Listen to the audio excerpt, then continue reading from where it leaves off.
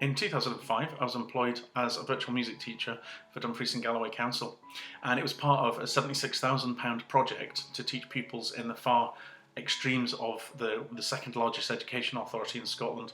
Since 2005, I've also used this for some private pupils and latterly for my students in Aberdeen University. I've logged up over 3,000 hours worth of video teaching and remote teaching using things like video link software like Zoom, Skype, Microsoft Teams, Google Meet, and also using dedicated video conferencing systems. Where we're at today with video conferencing systems is things like Zoom and the Google Meet, and all these online things are absolutely incredible quality and much more advanced than what we started out with in our project back in the early days. To give you an idea of what it's like for somebody who's had lots of lessons, this is one of my Aberdeen students, Leah, and in this lesson she was on an exchange in Banff in Canada. So this was a lesson that we had, and we had a wee chat at the end and put together this little video clip last year.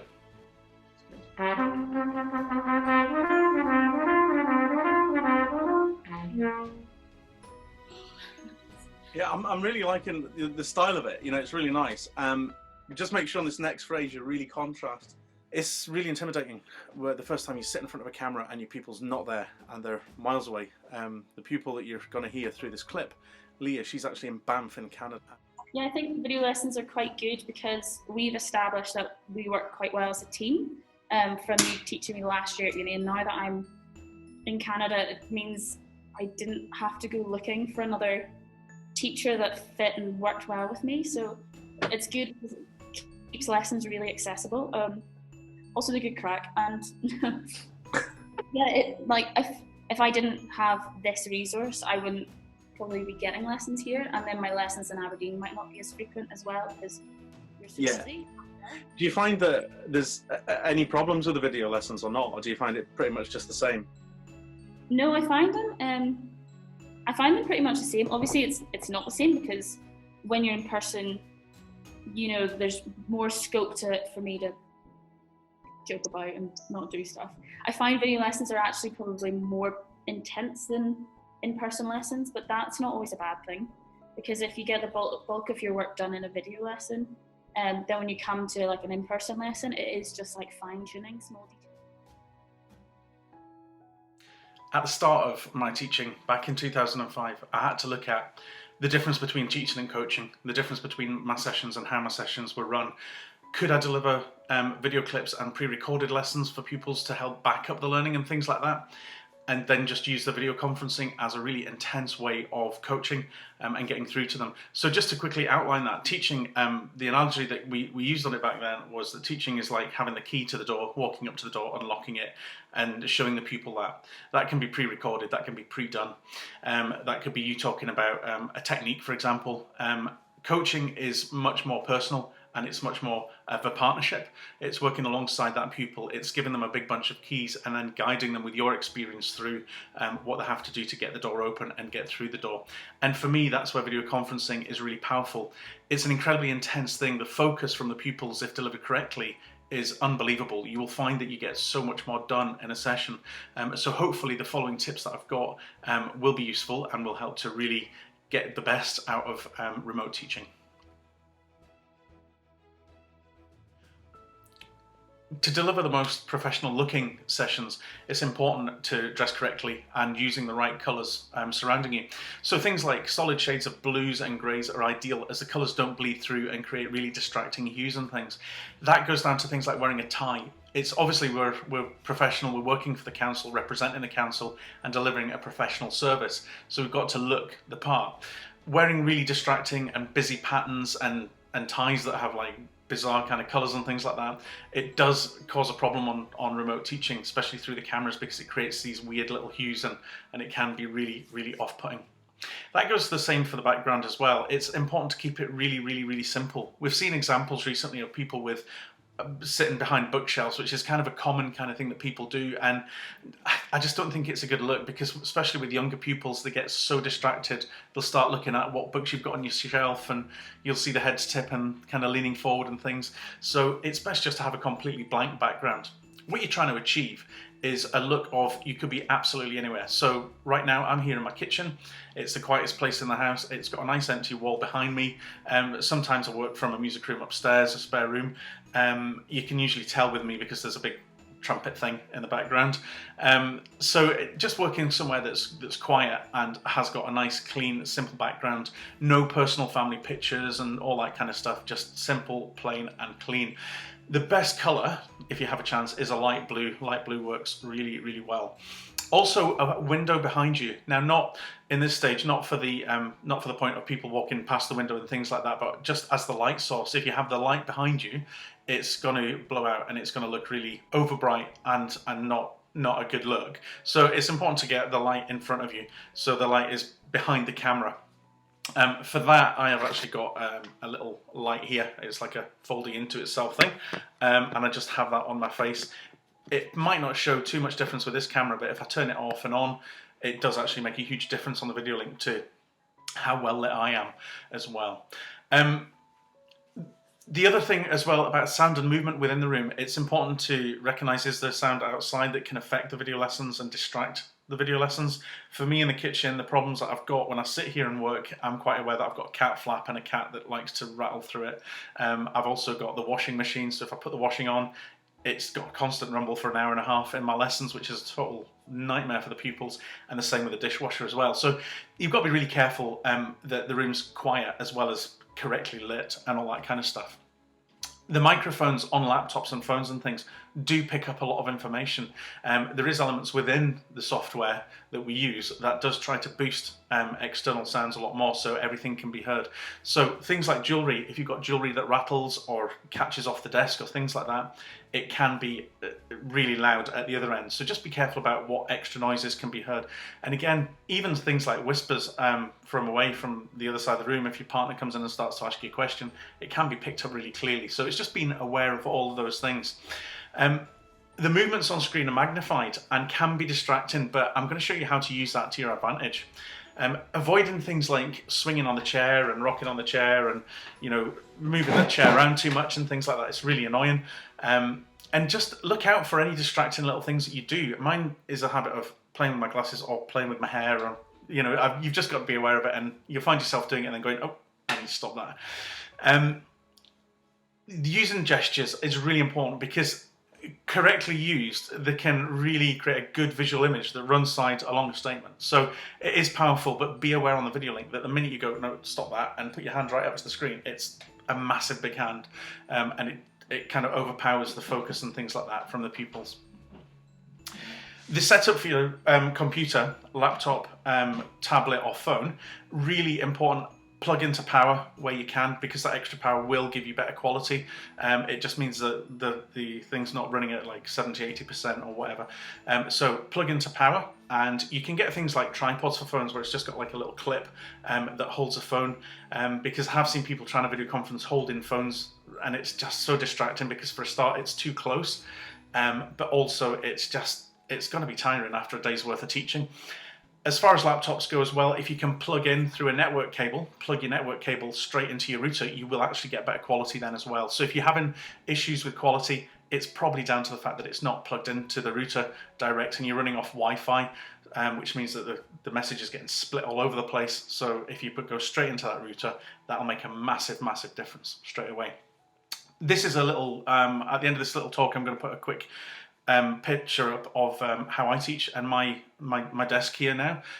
Basically, you'll see that I have a step, which my little boy used to use to get up to do cooking and things.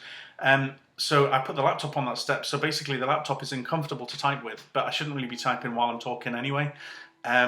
So it's really high up. So if I go to type, my hands look like this.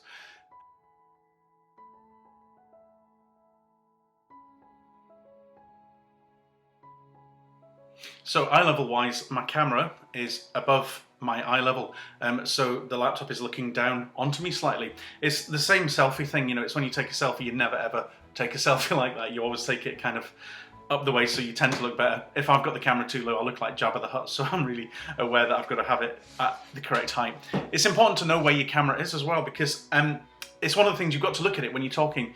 So that's the same as looking somebody in the eye. Even though the picture of the pupil will be underneath them or the side or above, looking into the camera has the biggest impact, and it's really important to be aware of that, because people do tend to just look at the image and talk to an image, which gives the look that you're actually looking down the way, and it's a bit strange. So what we tend to do is make sure that you can see where your camera is. Usually there's a small light on it. Sometimes I used to actually stick a little sticky dot next to it so I could see. The other thing with the cameras, now that they're built in to everything, is to make sure that they're clean. So just using screen wipes, just give them a wipe down, make sure it's clean, because some people get a really bad quality and they can't understand why. They contact technical support and go through all these kind of hoops to try and work out what is actually going on when it's got a big smudge over the front of the camera. So make sure everything's nice and clean, and that will really help. And again, the same for a phone as well. Get it on a tripod, get it at a good height, and it'll give you the best presentation. The best way to get a kind of good idea of a setup is to look at newsreaders, look at what newsreaders wear, look at the colour, and look how they are on the screen and how they present and where the camera angles are and things like that, and that will give you the kind of optimal camera angles. So for what we're doing, for me, I tend to go between this one straight on, and I tend to go between sideways to play the instrument. Two reasons. The sideways for playing the instrument is so that my valves can be seen, but also I don't want to play straight into my microphone. I'm just using the built-in microphone here and the built-in camera, so I tend to want to not blast straight at them or into them. An informal welcome and general chat just lets everybody get used to the pacing of speech, and it gives you a chance as well just to get yourself settled down, ready, make sure you've got everything, double check that you've got everything, and you're ready to start a session. It's really important to check your sound levels at both ends. You can simply ask pupils to step away slightly from where the camera is, tell them not to hold it, you know, all the things that we're talking about. You've then got to kind of lead by example and demonstrate to them as well, so you get the best quality. The sound is really important when you're linking. Sometimes you'll get so much background noise, so it's kind of just working together and asking if they can hear you properly, and just double checking as well. Seating position for both of you, make sure that you're comfortable, because when you're teaching for a whole day and you're sat doing a video link, you're kind of holding yourself slightly differently. You're not sat relaxed. You sat holding yourself, and you find that you become really stiff. It's important for yourself to get up, move around, just not in the middle of a lesson, but you know, at the end of each session, just a couple of minutes just to move. Otherwise, you can be in complete agony by the end of the day and wondering why. You don't just have to sit down for the lesson as well. You could also stand up. It's one thing that we played with and tried, and it actually does create a slightly different lesson. It's a slightly different dynamic when you're standing up. Even though you can only see the top half of somebody, the movement's slightly different, and it actually looks really, really good. So it's another thing that you could try, as long as that camera height is still slightly above your eye level. So that's probably going to mean that you're going to have a couple of cases and all the rest of it to get it high enough. But sometimes actually the standing thing does look really good. During the lesson, it's important to remember that technology should enhance the learning. It shouldn't get in the way of the learning at all. So it should actually enhance what we're doing. Speaking and eye contact is critical. Avoid talking over the pupils. So it's leaving that space and leaving that gap, just so that the information can get across, they can process it and then come back with what they need to answer with. Just be aware that you do need that short delay between the question and answer, because it's something that you will find yourself talking over each other and, yeah, sorry, I mean, and all this kind of goes on, and it kind of breaks the fluidness of the lesson, which is ultimately what we're trying to do, is make a lesson look as fluid and as clean as possible. And when there's no distractions with the technology like that, it actually is so powerful. It's such a powerful tool, and the level of concentration is absolutely massive. You'll notice that straight away when you first start doing this. And gesture, like the person's just sat in front of you. I tend to talk with my hands quite a bit when I'm teaching and doing these kind of things, and just be aware though that if your hands are too close, they are going to look massive. So it's just kind of being aware about that. Your body language is really important. Just even sitting on a chair like I am now, I can sit back slightly to show that I'm listening. I can maybe tip my head on one side. There's lots of little things, and when I'm talking, I want to make an opinion, I can actually come to the camera and speak straight into the camera, and it has a little bit more power. So there's different things we can use, and using visual clues as well, it does really help the pupils. So for example, if I'm saying to a trumpet player, could you play C, D, E? Rather than saying that like that, I would just go, could you play C, D, E? So I will give them visual clues as well to really help enhance everything. The time delay that we've got here is a little bit of a nightmare. The time delay is just slight, but as musicians we are really picky about it, and it's the hardest thing that everybody comes across. Now the problem you've got is when you have to play along with pupils. To them, they'll hear you playing and they'll play exactly along with you, but what comes back to you is slightly delayed and it's really off-putting. But use your skills as a musician, use your ears and switch off from what you're doing and just get in to listen to what they're doing, and you will find that it actually does work okay. It's the same as if you're playing a backing track from your end to them. It's best to have the lesson well prepared so that the pupils can have the backing track at their end, so they can play it live there, so you hear it together as a context, or likewise get it recorded, get them to record it and play it back that way. That is one of the biggest things for me with the video conferencing. It is, and the remote teaching, it is having preparation. It's having your music as PDF so you can quickly share the screen and pop some music up. I'll talk about some other little apps in a minute or two that can help you with that. But having that backlog of stuff, having some training videos and teaching videos to cover things that you could do online that would save some time and back up the learning is really important. But having your music scanned as PDF is so important. It means you can share it, it means you can share sight reading, and it means you can do everything that you need to do. The lessons for video conferencing need to be super structured. If you walk into a lesson, and I've watched quite a lot of other people video teaching, if you walk into a lesson and say, okay, what did you do last week? Right, let's play that, let's do that. It doesn't really flow particularly well. On video conferencing, it's important to have a strong structure right at the start. So start with that initial chat and find out how things are going, just to get used to the pacings and the chat and how things are working today. And then go into like the warm-up, go into technical studies, go into scales, and then your pieces, and then you can maybe throw some sight reading at the end for them, and things like that. So it's really important to have a strong structure to your lesson to get the best out of them. The sessions fly by really quickly, so you've got to be aware of your timing. It's important to have a clock or some way of finding the time and seeing the time, because having everybody on site at the right time is critically important. It's one of the things that is so difficult when you've got people first learning to use video conferencing. There's kind of a 10 minutes while everyone's kind of, oh, I'm just coming into the room and I'll wait there. If you put that into a real life situation, it's not acceptable, and it shouldn't really be acceptable in a video lesson either. So to utilize that time best, a half-hour lesson would maybe be 25 minutes so that you've got time for yourself to personally stand up, walk around at the end and have a wee break. And it also allows that little bit of time extra as well for the pupils to get ready and to make sure that everything's running smoothly. And it's just sticking by that all the time. So when we get into some real technical issues with instruments and things, one of the things that we have to do with video conferencing, because we're not there and we can't move around and look at the pupil from different angles and try and work out what is going on, we have to then ask them to maybe play at a different angle, do this, try that. If we can't hear something, we can ask them to record themselves and send it to us so we can see if we can pick up anything like that. But most of the problems that you'll encounter, technical problems on any musical instrument, pretty much can be solved if you just use your eyes and look. So I call it listening with your eyes, and it's basically, instead of just hearing the problem, you've got to look and see as well. You're not blind in it, you can see what they're doing. So it is just as important, and it's just as powerful as actually being there in the room with them. It's just you've got to kind of talk the process through a little bit more, and you've got to kind of use your analytical techniques as an educator to get through to the pupil and to find out what all these little technical quirks are. It works really well for me. I do a lot of work with people who've got nerve damage and things like that, and I'm getting back into brass playing after my own personal experiences, and I find that actually I can do all that perfectly well on the video conference. It just takes a little bit more time, but ultimately we do get to the same goal. On all software for remote teaching, there is similar features all over the place, like virtual backgrounds. If you want to have a really simple background, plain background, that can be quite good when working for an educational authority to have their logo in the background as well. It is a really good professional quality delivery look.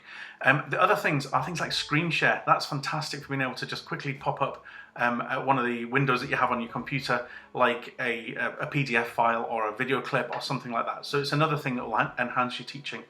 Some of them as well have the feature to and the ability to record what's been happening in the session as well, which can be quite useful as well. Other technology to look at working alongside are backing tracks, audio and video clips, Sibelius obviously for putting together things. If you need Sibelius and you can't afford it, or you don't have access to that, there's also Noteflight, which is very similar. Audacity and GarageBand are really, really good, as well as on mobile phones for the pupils. The audio recorder or the voice recorder, memo recorder, those things are absolutely fantastic as well. Smart Music is a fantastic resource as well that I get pupils to use, because it's another way, especially working remotely, they can send files backwards and forwards to me and complete assessments and things. Scanner Pro is a really good way of taking a photograph of a piece of music and it instantly saving as a PDF file and doing all the things it needs to make it look as good as possible. That then can be saved to files on your phone, or it can then upload into Dropbox where you can get it and put it onto a laptop and things like that. So Scanner Pro is probably one of the most essential apps, I would say, for being able to do that. Lots of other resources as well, like Sight Reading Factory is a website where you pick some random variables like key signature, instrument, range, difficulty, all the rest of it, and it'll just create a random piece of music for you to sight read. Another good one that I love, this sometimes in certain software is built in, but Twiddler. Twiddler is an online interactive whiteboard where you have a PDF at your end and the pupil has it at their end on the screen, and you can mark things up onto it. So you can put fingerings in, bowings, rests, all the rest of it. You can put all those little things in and it'll instantly save onto the PDF at the student's end. And that's something that's really, really useful.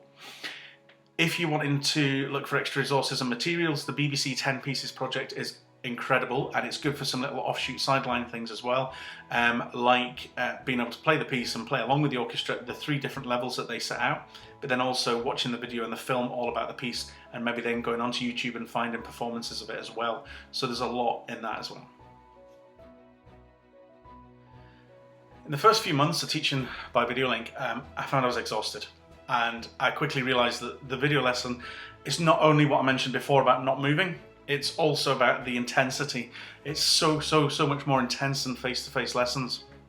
We had research done by Future Learning and Teaching and a team from Warwick University where they watched a lot of lessons, analysed them, and basically found the results out of, is video conferencing a viable thing? Does it work? Is it better? Is it worse? What they found is actually better. The pupils' intensity of attention is so much more that when it's delivered correctly, you can get a lot more done.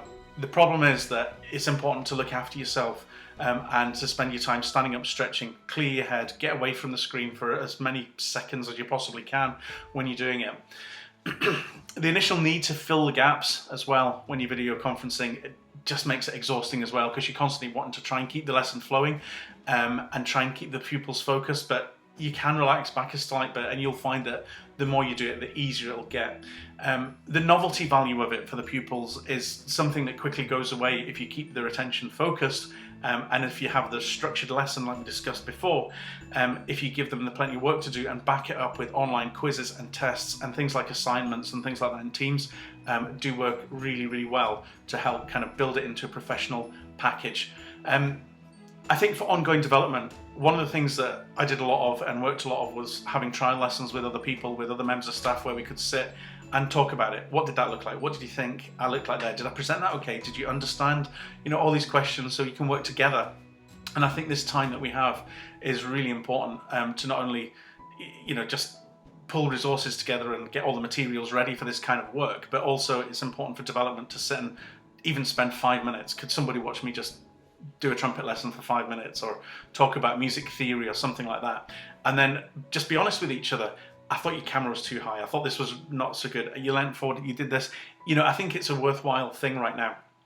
If that's a bit too intense for people, the other thing that I like to get people to do is to record themselves. So simply just setting up QuickTime or whatever you've got on your laptop, Movie Maker, and just sit in front of the camera and talk and just see how you present, how you look, what your background looks like, and then view that from a pupil's angle and see, could I do this better? How can I improve that? Can I maybe not move as much? Can I, all these little things. So for ongoing development, I think working with other members of staff and recording yourself are two of the most important things.